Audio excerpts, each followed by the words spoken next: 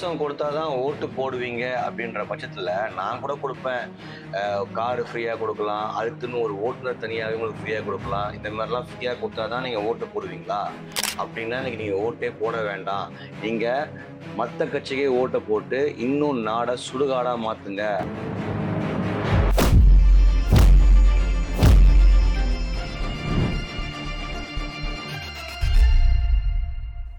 அனைவருக்கும் வணக்கம். நான் உங்கள் தனசேகர். நம்ம 2 வாரத்துக்கு முன்னாடி அரசியல் களத்தை பற்றிய நியூஸ்களை பார்த்தோம். அதோடைய ஒன் ஆஃப் த அப்டேட்ஸ் தான் இது. இப்போ ஒவ்வொரு கட்சிகளும் அவங்களுடைய வாக்குறுதிகளை அள்ளி வீசிக்கிட்டு இருக்காங்க. அதில் ரொம்ப ட்ரெண்டிங்காக போயிட்டு இருக்கிற வாக்குறுதி எதுன்னு கேட்டிங்கன்னா, திமுக கொடுக்கக்கூடிய 8000 ரூபாய் கூப்பன். இந்த கூப்பனில் நீங்கள் எதை வேணால் வாங்கிக்கலாம் அப்படின்ற ஒரு வாக்குறுதியை அவங்க எல்லா இடத்துலையும் பரப்புரை பண்ணிக்கிட்டு இருக்காங்க. இந்த 8000 ரூபாயில் எதை வேணா வாங்கிக்கலாம் அப்படின்னா முதல்வர் பதவியும் வாங்கிக்கலாமா அப்படின்ற ஒரு கேள்வி எழுப்பியிருக்காரு நாம் தமிழர் கட்சியுடைய தலைமை ஒருங்கிணைப்பாளர் திரு சீமான் அவர்கள்.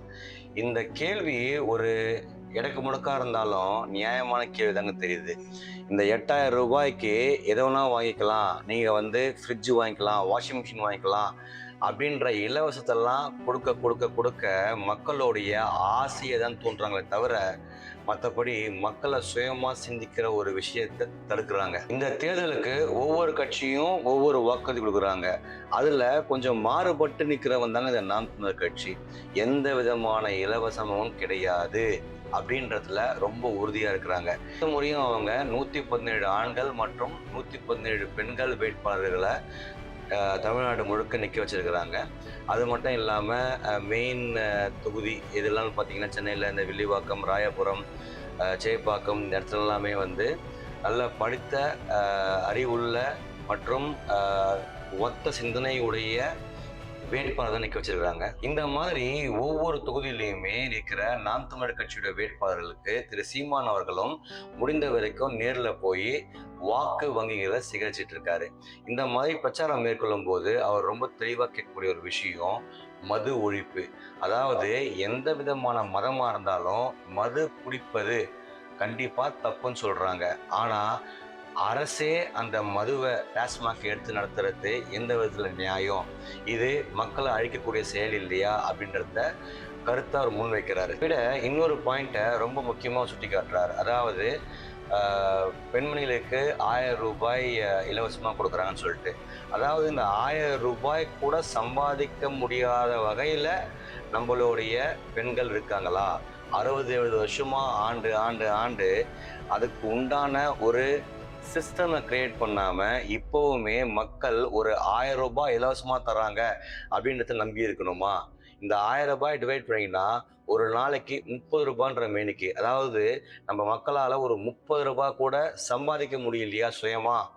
அப்படின்னா அந்த அளவுக்கு சிஸ்டம்ஸ் கீழோங்கி போய்கிட்டு இருக்குதா அப்படின்ற கருத்தையுமே முன் வச்சிருக்கிறார். இலவசம் கொடுத்தாதான் ஓட்டு போடுவீங்க அப்படின்ற பட்சத்தில் நான் கூட கொடுப்பேன். காரு ஃப்ரீயாக கொடுக்கலாம், அதுக்குன்னு ஒரு ஓட்டுநர் தனியாகவே உங்களுக்கு ஃப்ரீயாக கொடுக்கலாம். இந்த மாதிரிலாம் ஃப்ரீயாக கொடுத்தா தான் நீங்கள் ஓட்டு போடுவீங்களா? அப்படின்னா இன்னைக்கு நீங்கள் ஓட்டே போட வேண்டாம். நீங்கள் மற்ற கட்சிக்கே ஓட்டை போட்டு இன்னும் நாடை சுடுகாடாக மாற்றுங்க அப்படின்ற ஒரு ஆதங்கத்தையுமே அவர் முன் வச்சிருக்காருங்க. இந்த முறையுமே நாம் தமிழர் கட்சி எந்த விதமான மற்ற கட்சியோடையும் கூட்டணி இருக்குல்ல.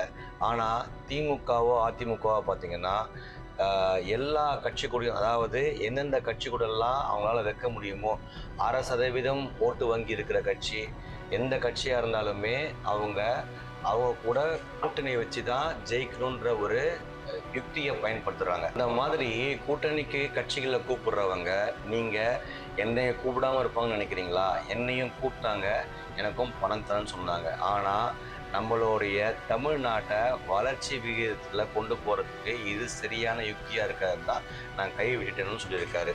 அது மட்டும் இல்லைங்க, இந்த 8000 ரூபாய் கூப்பனில் அதிகமான மக்கள் பயன்பெறுவாங்க. அது மட்டும் இல்லாமல் அவங்களுடைய பழைய வாஷிங் மிஷினோ இல்லைன்னா கிரைண்டரோ அந்த மாதிரியான வீட்டு உபயோகப் பொருட்களை எக்ஸ்சேஞ்ச் பண்ணிக்கலாம், எக்ஸ்சேஞ்ச் மேலே மாதிரியும் போட்டுக்கிட்டு இருக்காங்க. ஸோ இதெல்லாம் ஒரு நல்ல திட்டம்னு சொல்லிட்டு திரு மு.க. ஸ்டாலின் அவர்கள் முன் வைக்கிறத பயங்கரமாக சாடி இருக்காரு திரு சீமான் அவர்கள். நீங்கள் என்ன நினைக்கிறீங்க இதை பற்றி?